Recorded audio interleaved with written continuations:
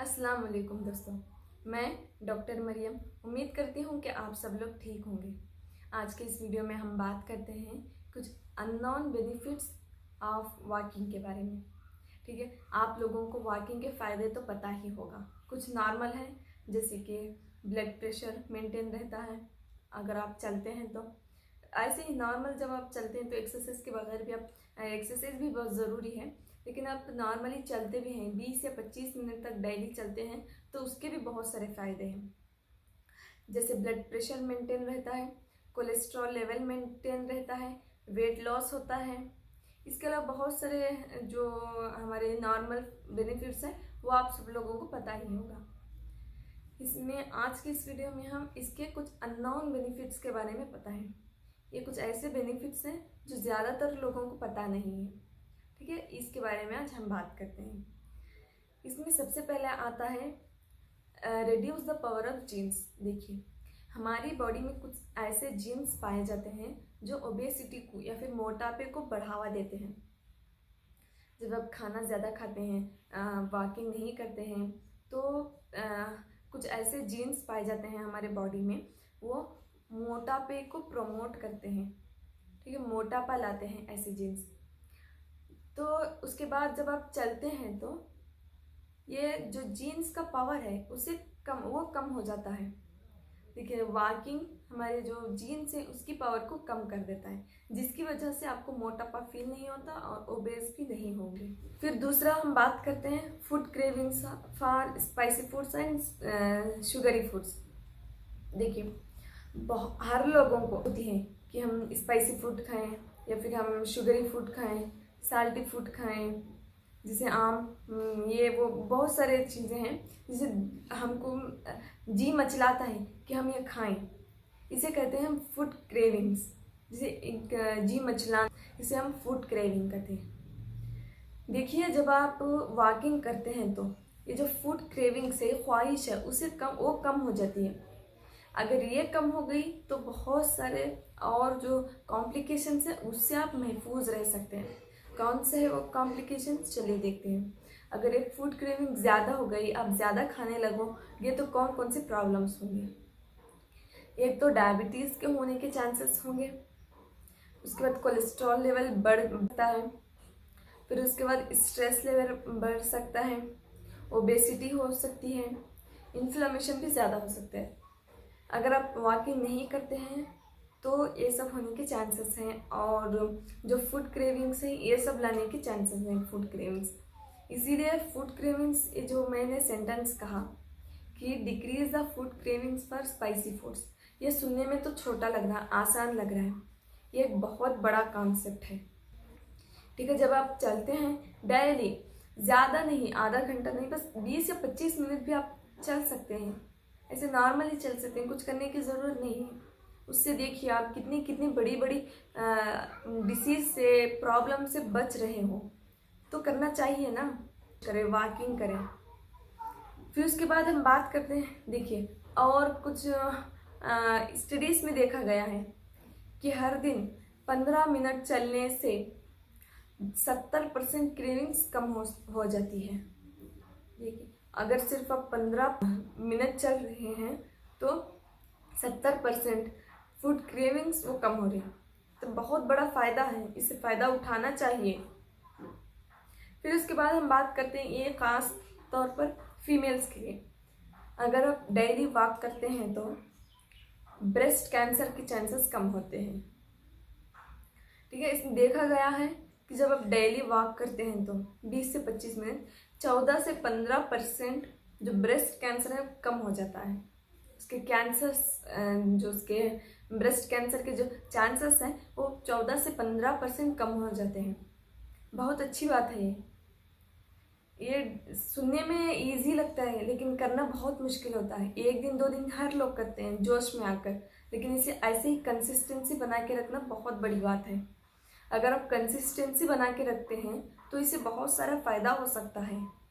तो इसीलिए कंसिस्टेंट रहें और हर दिन 20 से 25 मिनट वॉकिंग करने की कोशिश करें, ताकि आप बहुत सारी कॉम्प्लिकेशन से बच सको। फिर उसके बाद हम बात करते हैं जॉइंट पेन के बारे में। अगर आपको जॉइंट पेन है तो रेस्ट करना सलूशन नहीं है। बहुत लोग जॉइंट पेन करता है तो रेस्ट करते हैं, ये उसका सलूशन नहीं है। अगर आपको जॉइंट पेन है तो चलना चाहिए, वॉकिंग करना चाहिए।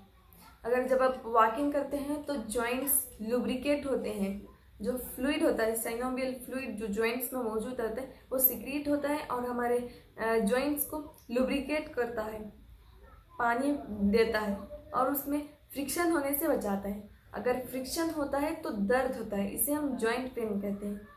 अगर आप चलते हैं तो लुब्रिकेट होने की वजह से पेन कम होता है, स्ट्रॉन्ग बनता है जॉइंट। अगर आपको जॉइंट पेन हो रहा है तो रेस्ट करना सलूशन नहीं है, रेस्ट नहीं करना है, डेली वॉक करना है। अगर आप डेली वॉक करते हैं तो कोई दर्द भी नहीं महसूस होगा, आपको दर्द भी नहीं होगा और बड़े बड़े कॉम्प्लिकेशन से भी आप बच रहे हो। अगर सिर्फ आप वॉकिंग करने से इतने सारे फायदे हो रहे हैं, इतने सारे बेनिफिट्स मिल रहे हैं आपको, तो वॉक करना ज़रूरी हो गया। ठीक है, उसके बाद हम बात करते हैं इम्यूनिटी की। जब आप वॉकिंग करते हैं तो इम्यूनिटी बढ़ती है। बहुत लोगों से आपने सुना होगा कि एक्सरसाइज करने से सिर्फ बढ़ती है, नहीं। एक्सरसाइज करने से, रेस्ट करने से, अच्छी डाइट मेंटेन करने से, वॉकिंग करने से आपकी इम्यूनिटी अच्छी रहती है और पॉजिटिव रहने से स्ट्रेस। बहुत लोगों से सुना होगा कि सिर्फ जो एक्सरसाइज है वही इम्यूनिटी को बढ़ाने का काम करती है, नहीं। इम्यूनिटी बढ़ने के लिए आपको एक्सरसाइज करना चाहिए, वॉकिंग करना चाहिए, फिर स्ट्रेस लेवल कम करना चाहिए, अच्छे से नींद करना चाहिए, अच्छे से डाइट मेंटेन करना चाहिए। ये सब चीज़ें हमारी इम्यूनिटी को कहीं ना कहीं रिलेटेड है, अफेक्ट हो सकते हैं इम्यूनिटी को। इन सब चीज़ों को मेंटेन रखना है जिसकी वजह से आपकी इम्यूनिटी बढ़ सकती है।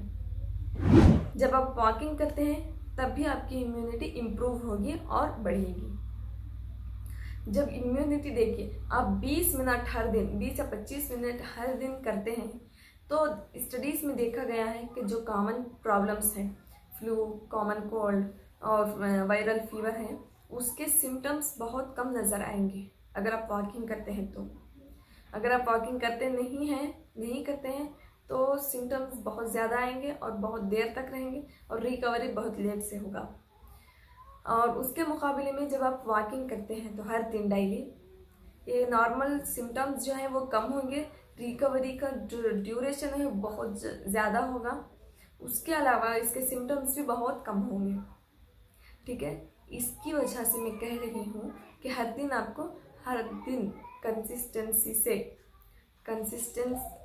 कंसिस्टेंसी मेंटेन करिए वॉकिंग करने में, तब आपकी सेहत बहुत अच्छी रहेगी और आपकी हेल्थ भी मेंटेन रहेगी। बहुत सारे कॉम्प्लिकेशन से, बहुत सारे प्रॉब्लम से आप महफूज रह पाओगे।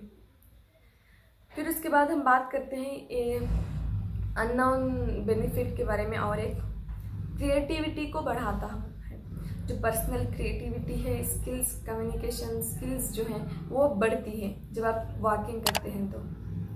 इसके अलावा डाइजेशन भी इंक्रीज होता है, सिर्फ एक्सरसाइज से ही नहीं, वॉकिंग करने से भी आपका डाइजेशन इंक्रीज होता है। फिर उसके बाद इंक्रीज मेमोरी पावर, आपकी जो मेमोरी पावर है वो भी बढ़ाता है, याद रखने की जो सलाहियत है उसे भी बढ़ाता है जब आप वॉकिंग करते हैं तो। फिर उसके बाद इम्प्रूव बैलेंस एंड कोऑर्डिनेशन, जो हर चीज़ में हमारी बॉडी का बैलेंस एंड कोऑर्डिनेशन है वो भी मेंटेन रहता है। जब आप वॉकिंग करते हैं तो ये सब चीज़ें हो रही, ये सब चीज़ें हमारी बॉडी के लिए बहुत बहुत ज़रूरी है और फ़ायदेमंद है। अगर आप 10 से 15, 20 से 25 मिनट से तक वॉक करते हैं तो ये सब जो प्रॉपर्टीज़ हैं वो डेवलप कर सकते हैं वो आप, जिसकी वजह से आप अपनी हेल्थ को मेंटेन रख सकते हैं, किसी भी प्रॉब्लम से बच सकते हैं। ठीक है, ये थे कुछ हमारे unknown benefits of walking. Daily routine में इसे आप शामिल करके आप अपनी हेल्थ को मेंटेन रख सकते हो।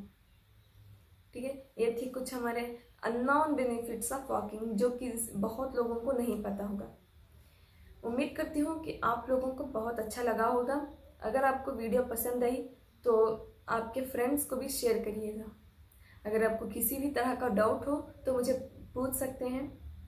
मिलते हैं नेक्स्ट वीडियो में, तब तक के लिए stay safe, stay healthy. Thank you.